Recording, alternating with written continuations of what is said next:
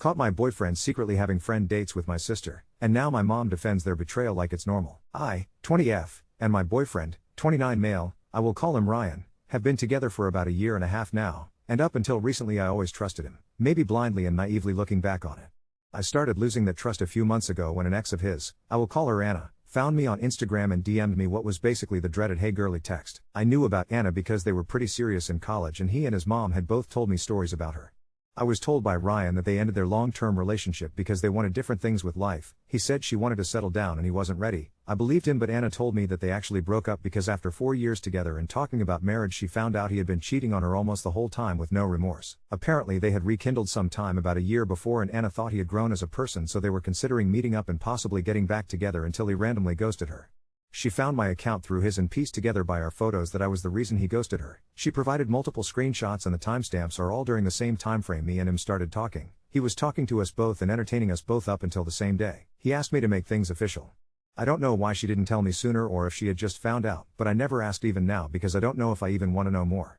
I thanked her and I did confront him with this almost immediately. He was honest, but I think that was only because I had the proof right there in front of us.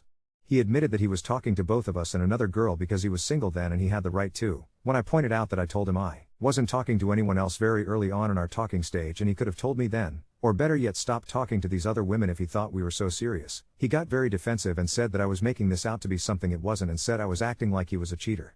The fact that he brought up cheating first is telling to me now, even though I didn't think of it in the moment. I know he did not technically cheat on me, but it still feels disrespectful that he not only did it but didn't even think to tell me throughout our whole relationship. This opened my eyes to some massive red flags that just seemed to keep popping up and eventually they were all I could see about him. I still love him despite how stupid that sounds. Even now as I am typing this I still hope I am so very wrong, even though I do not think I am. But I need other opinions because I feel crazy. My sister, 25F, who I will call Jane, just went through a nasty breakup 3 months ago and had to move back home with my parents to get back on her feet. Instead of hiring a moving company and wasting that money, she just asked our brother, 23 meters, to use his truck and have the family help her move. Of course we did, but I felt like we needed some more help, so I stupidly invited Ryan to come and help us. Ryan had never met my sister before then, but as soon as they started talking I felt like a third wheel. They have more in common, which I should have expected with them being closer in age than me and him. I ignored it at first and tried to convince myself I was glad they were getting along, but the way he looked at her when we left later that night and the way she said goodbye like there was more behind the words filled me with jealousy. It wasn't even a full week later that it started getting weirder. Ryan made a comment in the middle of a date night about how mature my sister is, which if you talk to this woman at all anyone can tell she is the opposite of mature, so I know this was some type of dig because I have always been self-conscious of our age gap. I have even said the words "I wish I was more mature" to him before. My mood was ruined after this because it made no sense to me why he was even thinking of Jane, and I was already upset and on edge, so I tried to end our night early, but he was following me around his apartment and yelling at me that I was acting insecure and didn't trust him. I let it slip that I hadn't trusted him for a while and he asked me what the point of our relationship was if I could not trust him, and after some back and forth of me saying he needed to work to regain my trust in him, saying I was blaming him for stuff he can't change, I ended up leaving because he would not stop and I wanted to sleep. I went to my parents' place because they were closer and it was late already, so I crashed there. My mom of course was curious why and I broke down and explained everything to her, minus the Jane details because I knew she would be listening, and she was. I was a crying mess by the end, but my mom said she thought I was being paranoid and jumping to conclusions based on his past. I called Ryan and to his credit he did pick up quickly. I told him I was sorry, but now I feel like a pushover because looking back on it I was not the one who needed to apologize. Jane even came down and comforted me herself, which is rare because she usually only cares for herself. I should have seen this as a sign, but I was too caught up on thinking my sister finally cared about me. For a while everything was okay after. When I got back to his place he apologized for yelling and said he hated seeing me leave and even asked me to move in with him. I hadn't decided yet, but I was stupidly considering saying yes. Everything felt too good to be true and I was tired of feeling crazy, so I just started trying to accept that I may have paranoia issues when everything was basically confirmed for me. In the middle of the night, like a month and a half after Jane moved back, almost 4 in the morning, Ryan was on the phone with her. I caught him in his living room basically whispering into his phone. I was already suspicious and angry before I even knew who it was and asked him instead of doing the smart thing and listening into whatever they were talking about, because I still do not know what their late night conversations were about. He didn't even try and hide it. He admitted to me that he and Jane had been talking for weeks and were becoming close friends. He said he didn't tell me because he knew how I would react, and that he was worried I would think the worst. Hearing him say that felt so demeaning because it told me he knew how I would feel and what it would look, but did it anyway. I was too angry to even have a conversation with him, so I locked myself in the bedroom until it was light out, ignoring him and Jane, who spammed my phone with explanations. As soon as I could, I left his apartment with as much of my stuff as I could carry. I vented to my mom about this on the phone just to find out that it was my own mother who gave Ryan's phone number to my sister that night I crashed at their house, because she apparently wanted to get to know him better. My mom keeps saying that she is being a good sister and looking out for me by making sure he is good enough, but I do not believe it. The timing is too weird. She finds out my boyfriend has a history of cheating and that's when she wants his number? If she truly was just trying to make sure he was good for me, she would not have felt the need to go behind my back to get Ryan's number, and would she not have done that in the beginning? And she did not do that with either of my previous relationships. For some context about how my mom acts towards Jane, my sister has always been spoiled rotten. She is my parents' favorite and didn't hear the word no from them if they could help it. In my parents' eyes, my mom's especially, she can do no wrong. Even though Jane is one of the rudest people I know, my mom still sees her as her baby. My mom keeps trying to get me to accept that she is just going through a hard time and needs a good friend like Ryan who takes care of her, but that just makes me more livid because why should my boyfriend be responsible for the heavy lifting of my sister's life? She is a grown adult who could go to therapy for her problems. She shouldn't need to call my boyfriend about them in the middle of the night. Last week was my final straw. I found out through my brother that Ryan and Jane have been regularly meeting up at bars for weeks now, even after the big fight about them calling in the night, going on what Jane calls friend dates. The cherry on top is that she specifically told my brother not to tell me. He told me almost immediately and I finally broke. There is no good excuse for my boyfriend to be regularly seeing my sister behind my back, so I finally confronted them. I waited at my apartment and called them both to come, and the looks on their faces when they realized they were both there made my stomach churn. I didn't mention knowing about their little dates because I wanted to see if they would dig themselves into a hole, and that is exactly what they did. They both said they barely interact off the phone, and when they did it wasn't planned, it just happened. I let them say their whole spiel before simply dropping, "So you ended up at the same bar multiple weekends in a row for friend dates on accident?" When I used her own words, I saw on her face that she knew I knew. They tried to say it was nothing weird and they both adamantly denied anything happening during those friend dates, but I feel it in my gut that they are lying about that too, since they can so easily lie to me about everything else. Ryan said they were just hanging out as friends, but once they lied to my face about them, I knew they were more than friendly hangouts. I have no hard evidence of anything going on past these dates, and even if nothing physical has happened, he is at least emotionally cheating on me with her. They let me feel like a crazy paranoid girlfriend, trying to make me feel like I was seeing things while manipulating me, and him having the nerve to ask me to move in with him while doing this. I have not spoken to either of them or my mom since, because I can't help but think my mom knew. What I keep thinking of that hurts most is that had Anna not told me he had a past of being a cheater, I would probably be thinking he's such a nice guy, helping and befriending my sister, and they all would have let me stay in the dark. They have not stopped trying to contact me, and I have gotten multiple voicemails from my mom that I am sure are defending them, so I can't even bring myself to listen to them. I have no idea what I am supposed to do now or how to go about this. I didn't technically break it off with Ryan and I do not know how to. I fully believe he was trying to trap me in his life by asking me to move in, and now I am honestly a little scared of what else he could try to keep me around.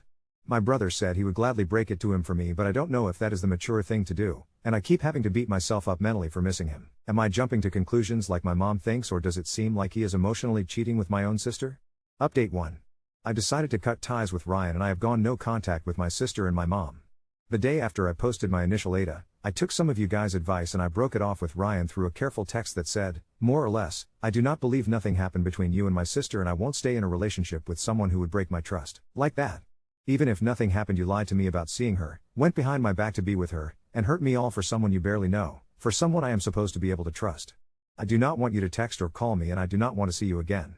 My brother will be coming to get anything of mine you still have when he can. I wanted the text to be direct and fast so he couldn't try to twist my words, but he still responded saying he only wanted to be with me, was sorry he hurt me, and that he didn't mean to break my trust, so I silenced his contact and put my phone on DND for now, but I know he has still been texting, I just refuse to even look at them. Some comments said not to block him fully just in case he goes too far, and I need documentation, so I am following that advice until I think I am in the clear. My sister showed up at my apartment unannounced after this, and I am positive he told her about my text. I talked to her outside because I wanted to see if I could get more information out of her, but didn't want her in my apartment. So while she was begging me to forgive her, I said I would if she told me the truth. And I was pretty much right. She confessed that they both talked about being attracted to each other and about what they would do together if I wasn't in the picture on those late night phone calls. The farthest it went was talking about getting a hotel room for a weekend to act on. This, which she claims Ryan shot down, but I do not believe that.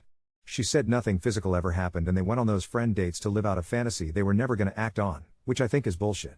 She said she was the one pushing for them to go further, but he never crossed the line, but I do not care. They were leading up to cheating physically if they haven't already, and in my eyes already did cheat. They were basically sexting or having phone sex or whatever TF while I was asleep in the next room, and her trying to justify that makes me feel sick. I told her I was likely not going to talk to her ever again, and she went from begging to being angry and calling me a liar almost immediately, so I just went back up to my apartment to avoid doing something I would regret. I also finally listened to my mom's voicemails and they were in fact defending Jane. I called her, Told her what Jane admitted and asked if she knew. She said she didn't know and thought they really were just friends, but still thinks I am being too hard on Jane. She thinks I should be more angry at Ryan since he made the commitment to me and Jane will be my sister for life. I believe her that she didn't know about everything, but I can't even find the words to describe how I feel about her expecting me to just forgive Jane. I also do not believe she told the full story, but I have no idea how I would find out more while also avoiding them like the plague like I want to. I have not spoken to them since, but they have pretty much brought the whole family into this to try and convince me to reconsider. I could tell they were just repeating what my mom or Jane told them, but I still made it clear to them that I would also be going no contact with anyone who tried to convince me to talk to them before I am ready, and my brother helped back me up on this. My brother has been very supportive in all of this and is probably all that is going to get me through this. He plans to go to Ryan's tomorrow to get some stuff I left there, and he is actually going to be staying with me because I do have a spare key to my apartment at Ryan's place. We are also both ready to call the cops if he tries to do so much as keep one thing from me. My brother was ready to fight him, but I told him not to because I don't want him getting in trouble for my relationship problems. Especially since I blame myself for not noticing this sooner. Some of these comments were the harsh kick I needed to realize I needed to stop doubting myself here and that I was acting into the exact parts of myself he manipulated and maybe sought out when getting with me in the first place.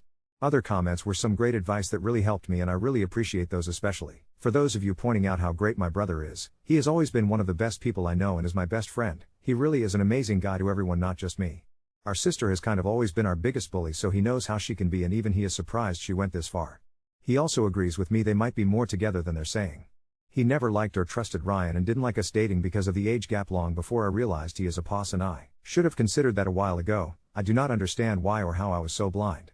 I showed him this post earlier today because he frequents Reddit and was likely going to see it eventually. He read through the comments and I actually had to stop him from responding to some of the ruder ones he thought were uncalled for, but I am even grateful for a lot of the harsh comments too, because they definitely made me stop second guessing myself and made me realize I was letting this man make me act like an idiot. Before I wrap this up, I also wanted to say, just because a lot of the comments mentioned it, I do recognize how weird the age gap was. I know it does not make a big difference, but I will be 21 in December and Ryan has only been 29 for almost 2 months now. Our relationship did not seem or feel creepy in the start, but I have only dated 2 people before Ryan and they were both the same age as me, so I know I missed the signs. I never thought I would be in a relationship with that big of an age gap until it happened, and I didn't even expect it to last as long as it did in the beginning. Update 2.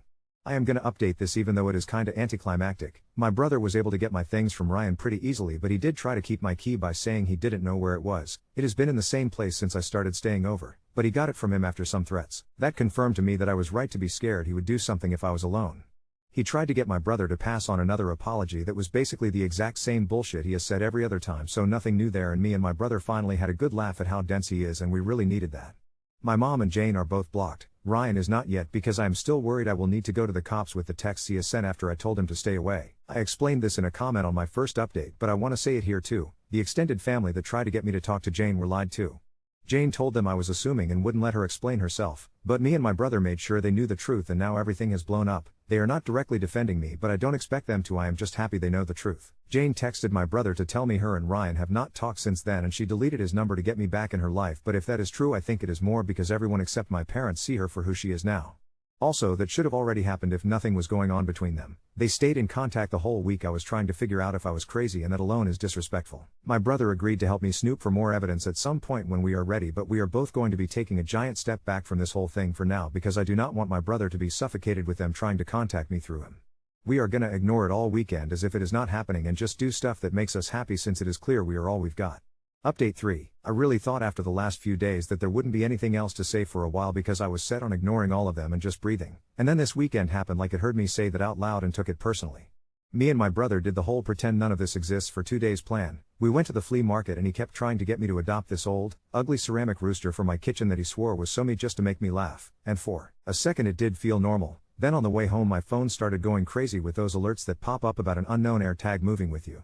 At first I thought it was picking up someone in the parking lot, so we drove around a little to see if it stopped, but it stayed with us and my stomach fell out because I knew exactly who would think that was a smart idea, and it wasn't someone random from the flea market. We pulled over in a grocery store lot and used the sound thing and followed the chirp like idiots playing hot and cold with my car, and found it taped up under the carpet flap by the spare tire well, wrapped in black electrical tape like he watched a 5-minute YouTube video and decided to be a spy. I don't even know why that was the moment that broke me more than all the other things. Maybe because it made everything ugly quiet and real in a way that fights and texts didn't, like it wasn't just drama anymore, it was someone not letting me exist without them.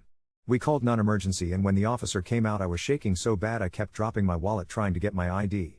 He was actually kind about it and asked if I had an idea who would have planted it, and I told him about the spare key situation and the breakup texts and my sister and how I had asked for no contact, and he has continued anyway, and he took the report and bagged the AirTag and told me to save everything he has sent, and if he showed up again to call immediately, and that I could go down Monday to file for a restraining order. He said sometimes they'll call the person and do a knock and talk to make it clear that they're on their radar, and my brother's face lit up like Christmas at the idea of him getting that little visit. As soon as the officer left, my brother changed my locks. I didn't even know you could just go to Home Depot and do that in like 10 minutes, and he put this cheap door alarm he had from college on mine just for tonight and said he'd pick up actual cameras in the morning. He did, and now I have a little eye over my door that lights up blue, and I've never loved a piece of plastic so much in my life. I thought that would be the main thing, but as if on cue my brother's phone started ringing from a friend of his who bartends at one of the places I already knew about from before, and I could tell by my brother's face it wasn't going to be "hope you're having a great night," and it wasn't. His friend sent a video he took in case you needed it, and I swear to God I thought I was going to throw up before I pressed play because he wouldn't have filmed it if it wasn't bad. It was of the two of them in a corner booth with the red neon words behind them. My sister wearing his hoodie pulled up like it wasn't 90 degrees outside, his hand on her thigh and her leaning into him so close that when a server squeezed by she grabbed his wrist to keep his hand where it was, like it was theirs to keep, and then there was an actual kiss, not a quick peck you could lie about later, the kind that looks like you've been practicing it. Timestamped last night at 12:43 a.m. This is after she had told my brother that she deleted his number for me, and after he's been leaving me these novels about how he only wants me and we're meant to fix this and all of the other copy and pasted sentences. I watched it twice and then I just sat there. I didn't even cry at first because anger is so much drier than sadness. I sent the video to my mom because earlier that day she left me another voicemail about how Jane hasn't spoken to him and this is all a misunderstanding, and even though I knew she'd do what she always does, I wanted her to have to see it with her eyes. She replied, "That doesn't look like what you think it looks like," and then nothing for an hour, and then, "You don't understand what she's going through," and I wanted to throw my phone through the wall. I sent it to my dad separately because he doesn't talk much, he's always been the quiet one who doesn't pick a side out loud, and he actually called me and his voice sounded tired and older than it ever has, and he said he was sorry he didn't step in harder when all this started and that he was coming by tomorrow to bring me the big flashlight from the garage because it makes him feel better to know I have it, and I sat on the floor with that ugly rooster my brother bought me and cried like a kid.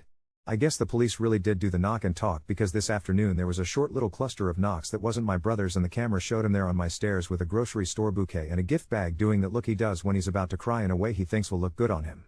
I didn't open the door. I told him through it that the police report was already filed and that any contact after this would be included, and he tried please, just 5 minutes, and I didn't do what you think I did, and then, and this was almost funny if it didn't make me want to scream, "Your sister told me you wanted me to come by to talk," which either means they're back to coordinating lies or he forgot which script he was running.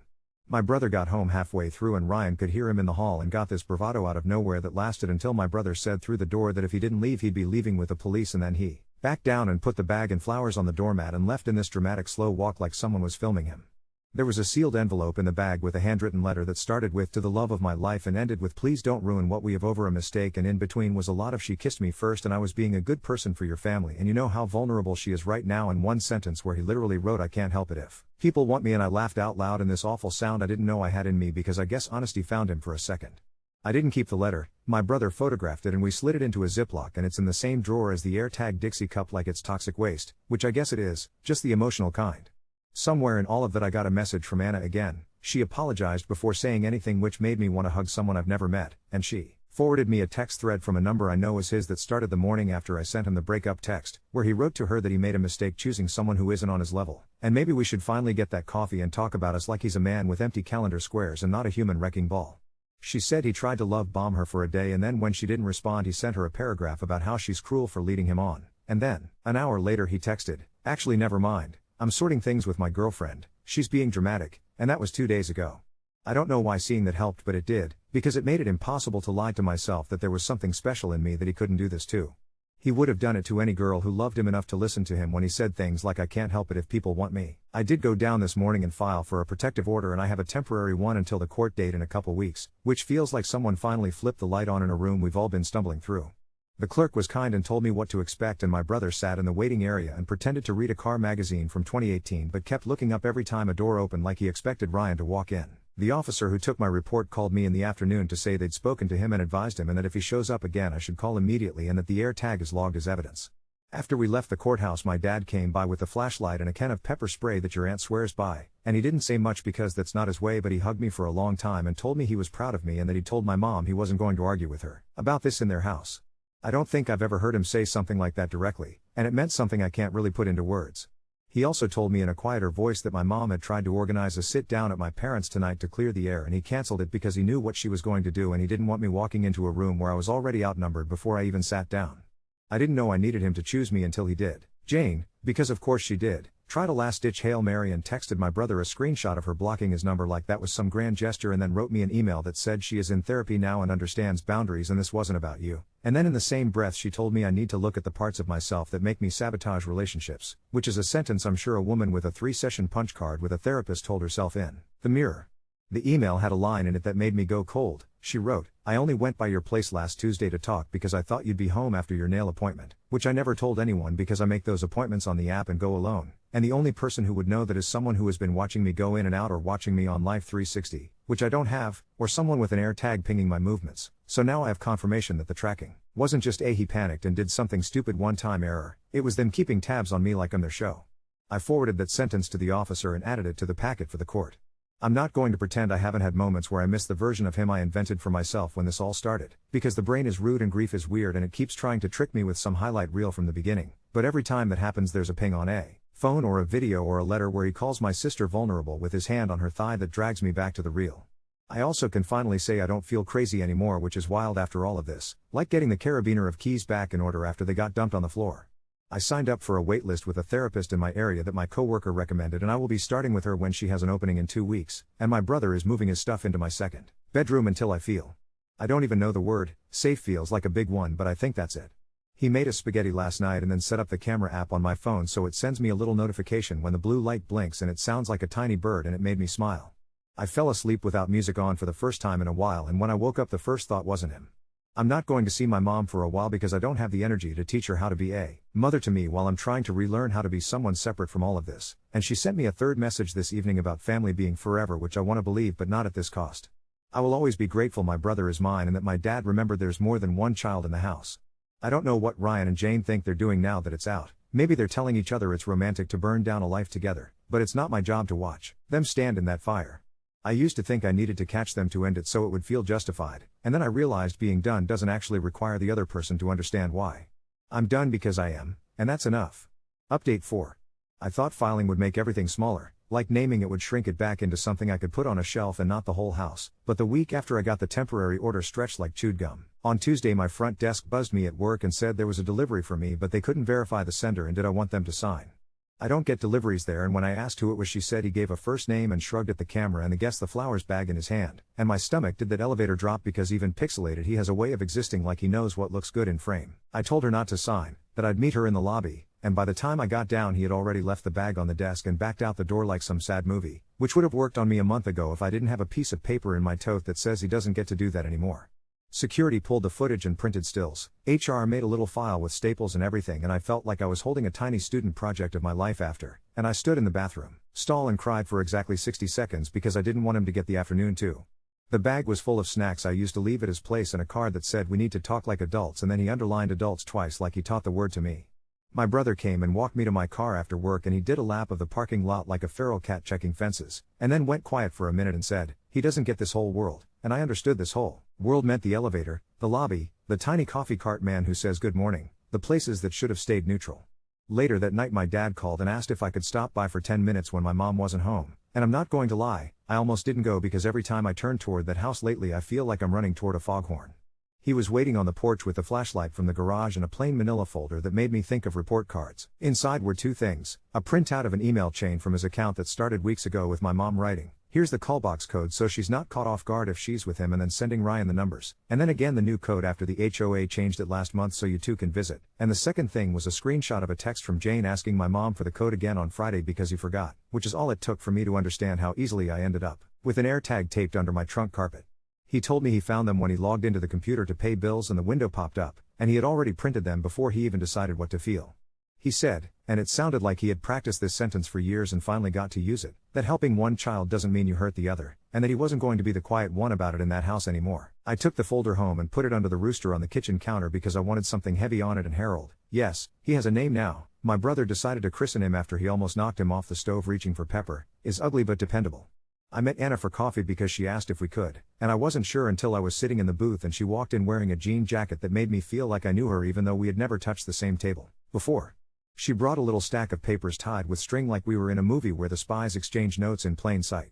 There were screenshots of old messages from him, a photo of an AirTag she found in 2021 taped into the lining of her gym bag, a copy of a police call log where she reported him waiting outside her friend's place because they were just talking, his version of that phrase too. She told me his mom called her after their first breakup and said she needed to be kinder to his growth, which made me want to set a trash can on fire in a parking lot, and then she smiled this tired small smile and said she kept thinking she was the special exception too, that she would be the one to make him the person he thought he already was. We sat there for an hour failing to fix the past for each other, which was strangely comforting. She texted me the PDF of the call log and the photo of the AirTag so I could hand them to the court with my own, and I bought her coffee as if that balanced out a fraction of any of it. The hearing for the protective order was this morning. I didn't sleep, not really, I just lay there and stared at the blue light from the camera reflecting on the ceiling like a lazy planet. The courthouse smelled like old paper and cleaning fluid, and the bench squeaked when you breathed. There were other people in the row doing the same breathing, and I tried not to look at any of their hands because looking at people's hands in a place like that makes you see too much. When they called my name, he stood up too, and seeing him not through a peephole or a camera for the first time since he tried to cry on my doorstep felt like stepping down onto a step that isn't there. He was wearing a suit I know and a face I don't, and Jane was behind him in a long cardigan like a costume. Someone thinks as serious. He tried to sit on the same side of the aisle as me and the bailiff told him where to be and he actually flinched. The judge didn't waste words, he looked at the stack of papers and the dots and arrows my brother and I had made the night before over the dining table, the AirTag in its little plastic bag, the letter that started with "to the love of my life," the video from the bar with the neon sign that could have been a backdrop if anyone was directing this badly, and he asked me questions and I answered and my voice came out not like television crying but like someone reading a recipe she's made 1,000 times because she knows the measurements now. When it was their turn, they tried a two-person duet of "It didn't mean what it looks like" and we were just trying to help her through a hard time and she's exaggerating for attention, and the judge tilted his head in that particular way men in robes do when they decide you've said enough. He asked Jane if she understood that helping someone did not include inserting herself into contact she knew was prohibited, and he asked Ryan why he thought leaving deliveries counted as no contact, and when he said "I don't know," like that could ever be a useful answer, the judge wrote something down without looking up and my whole body could breathe again. He granted a 1-year order. He said no direct or indirect contact, no deliveries, no notes through other people, nothing in the elevator or a lobby or a parking space or a church or a sidewalk, and that a police escort is required for retrieving anything of mine that appears next to his laundry basket. He added a line because of the AirTag that he is not to track my movements by any means, and if I discover a device again I am to call immediately, and then he said the thing that made me cry in a way that surprised me. He said, "You are not dramatic for wanting to be left alone," and it made everything in me unclench a little to have it on a transcript.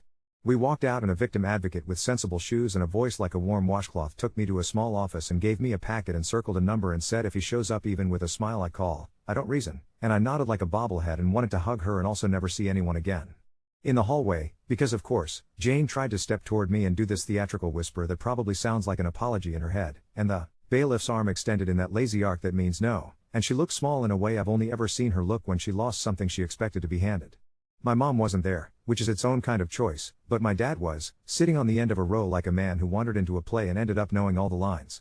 He didn't say anything until we were outside, and then he put his hand on my shoulder and said the same thing he did with the flashlight, that he was proud of me, and he went home with a copy of the order like it was a permission slip and he had a job to supervise. The blue light blinked that night and for the first time in weeks it wasn't a drop in my chest, it was like a heartbeat. My brother made it blink on purpose for a second to make me laugh and then apologized to the room like it was a person. Harold has migrated to the entry table where he guards the manila folders like a gargoyle. My phone vibrated with a call from a blocked number at 11:07 p.m. and then my brother's phone lit up a second later with a message from a number he didn't have saved. Tell her she's ruining lives and this isn't over. And then a second one, I mean the relationship, not anything else, like he remembered there are records now and tried to step on the brake. We sent it to the officer handling my case and I watched the typing bubbles do nothing on my screen where his name would have been if I hadn't renamed the contact to a period. 30 minutes after that my Ring camera caught someone I know to the bones by the sound of their crying at my door, and the frame grabbed the corner of a cardigan and a chunk of hair pulled into a pity bun, and then my mom, behind her at the bottom of the stairs, not coming up but looking up, and I didn't open the door because the papers on my counter say that when my life gets loud I can also be quiet, and my brother spoke through the app and said this is not the time, and Jane said, I need to explain, I need to tell you it wasn't about you, and my brother said, exactly, and it was so simple I wanted to taste it like you taste soup off a spoon to check the salt. They went back down the stairs and my mom turned toward the camera and said, family is forever, and in the same breath, we can talk about how you're acting later, and there was something in the way she split the sentence that made me feel like I was watching her move pieces on a board she doesn't own anymore. We sent that clip to the officer too because if she's going to stand under my light and do monologues then I'm going to file them. I changed my phone number the next morning. It felt like shaving off all my hair after a breakup even though I kept the same haircut, there's just quiet where there used to be ringtones. I set up a P.O. box because the advocate said sometimes paper mail finds its way home even when you say not to, and I put the key to it on the ring, with my apartment key, and felt the balance change in my hand, like gaining a place and losing one at the same time. My brother found a class at the community center where they teach you how to check your car for trackers and how to talk to a stranger in a lobby like you've been there 1,000 times without blinking, and we went because he called it our spy lesson, and the instructor wore a pink polo shirt and said things like awareness is the cheapest security. That sounded cheesy until I realized it's true. I got a screenshot from a cousin I barely talked to of a soft launch that wasn't soft at all, Jane's hand in a picture with a hoodie sleeve I could pick out of a police lineup, 2 drinks on a table and a caption about choosing joy, and a geotag that made me laugh because it turned out my joy looks a lot like the place where his hand was on her thigh in that video. My mom commented a heart. My dad didn't comment anything. I didn't block it fast enough not to see it, but I didn't spiral. I just felt this flat relief I didn't recognize until I realized it was the absence of the hope that used to hurt me. The detective called this afternoon and said they had the air tag and the letter logged, and that he had been served with the order at his job and acknowledged understanding, and that if I saw him or if anyone who knows him tried to hand me anything I didn't ask for, I should call, and I said I know, and he said it anyway, and I'll be honest, there's a strange comfort in being told the same instructions like a lullaby. It makes you feel like maybe the world keeps the rails in place after all. My first therapy appointment is next week. The office emailed me the intake form and I sat at the table with my brother and wrote answers and crossed them out and wrote them again. There was a question that said, "What do you want to feel?" and I put safe and then I put boring, and my brother looked over my shoulder and said, "God, boring would be incredible," and we laughed until it hurt a little. There was one last small thing I wasn't going to say out loud, but it keeps poking at me.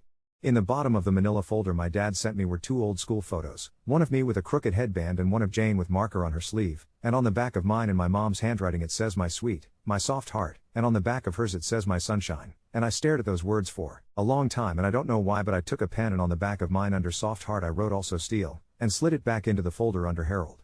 It felt a little like telling the truth to someone who finally believes you, even if that someone is me.